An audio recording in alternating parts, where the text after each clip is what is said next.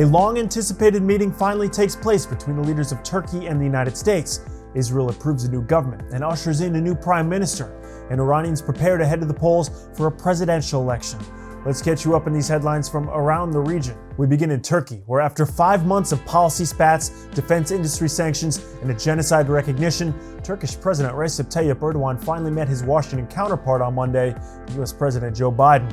There was no shortage of talking points. The pair discussed Turkey's purchase of the Russian S-400 missile defense system, US sanctions against Turkey, and Washington's expulsion of Ankara from its F-35 Joint Strike Fighter program. Despite hope that the leaders would breach an impasse in differences, on Thursday, U.S. National Security Advisor Jake Sullivan told reporters that there was no resolution to the issues. Moving on to Israel, where after 4 elections in 2 years failed to produce new leadership, it was Prime Minister Benjamin Netanyahu's former Chief of Staff, Naftali Bennett, who was finally announced the new Prime Minister on Sunday.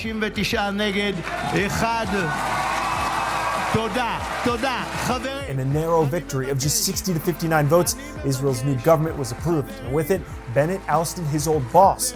The vote brought an end to Netanyahu's more than 12 consecutive years as PM. Finally, in Iran, polls open on Friday for the country's presidential election. Iranians will have the choice between 4 men, with current Chief Justice Ibrahim Raisi as the overwhelming frontrunner.